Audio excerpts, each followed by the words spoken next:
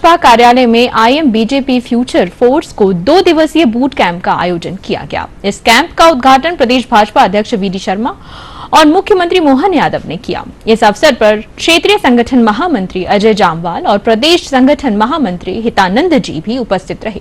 बता दें कि राजधानी भोपाल में आयोजित इस कार्यशाला में विभिन्न क्षेत्रों से आए लगभग 3000 प्रोफेशनल युवाओं ने भाजपा की सदस्यता ली है, जो अलग अलग क्षेत्रों से नाता रखते हैं। आईएम बीजेपी फ्यूचर फोर्स कैंप में हिस्सा लेने के लिए लगभग 8800 आवेदन आए थे, जिसमें 125 युवाओं का चयन हुआ। इस 2 दिवसीय कार्यशाला में प्रशिक्षण हेतु किया गया। भाजपा के संगठन महामंत्री ने बताया कि चयनित उम्मीदवारों को इन 2 दिनों में पॉलिसी मेकिंग, सरकारी मशीनरी व विधानसभा की कार्यप्रणाली के साथ लोकतंत्र की रूपरेखा से अवगत कराया जाएगा। उन्होंने बताया कि इस प्रशिक्षण के माध्यम से चयनित उम्मीदवारों को भाजपा की विचारधारा को जानने के साथ ही सेवा सुशासन के मूल जानने का मौका भी मिलेगा। कार्यक्रम को संबोधित करते हुए मुख्यमंत्री मोहन यादव ने युवाओं से राजनीति में आने का आह्वान किया।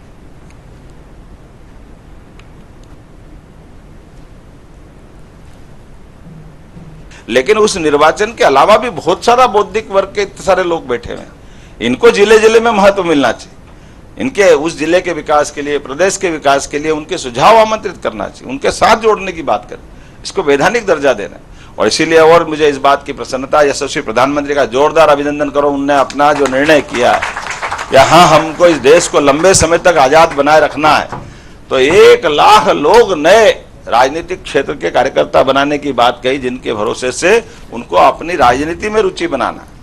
हमने कहा ना, आप रुचि नहीं बनाओगे तो और तकलीफ आएगी। ये जो वापस 1000 साल की गुलामी है, हमको हमारे लिए भविष्य में अपने देश को मोदी जी के नेतृत्व में आज उनने संकल्प लिया कि 2013 में जब वो 11वें नंबर की आर्थिक व्यवस्था में थे, आज हम 5वें में पहुंच गए और ये साल खत्म होते होते हम जर्मनी को पीछे छोड़ेंगे और आने वाला 1 साल बाद जापान को भी छोड़ देंगे, तो 3रे नंबर की अर्थव्यवस्था पहुंचेगी।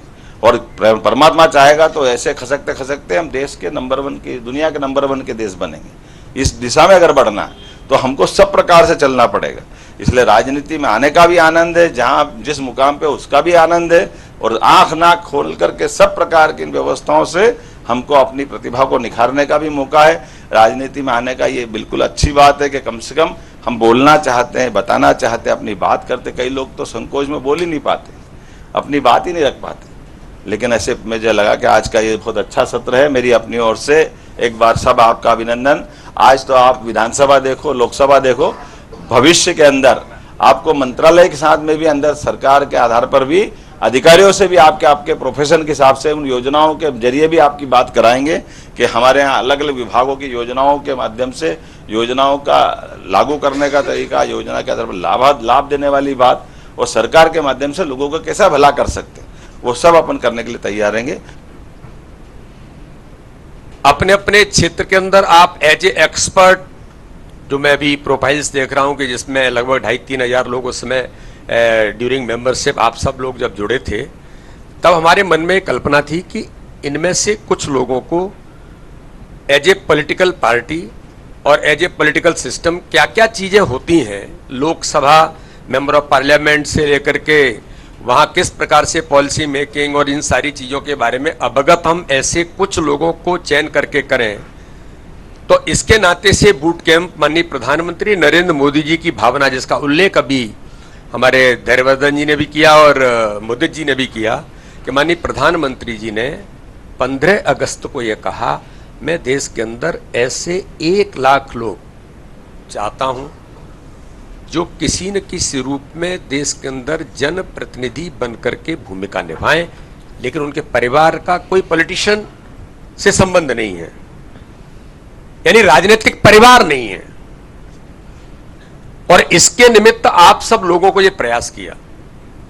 तो ये जो प्रधानमंत्री जी की भावना, ये भावना स्वामी विवेकानंद ने आज से सैकड़ों वर्ष पूर्व ये कहा था कि मुझे मेरी मन की परिकल्पना के अनुरूप अगर 100 युवा इस भारत के अंदर मिले तो मैं भारत का पूरा परिदृश्य बदल दूं।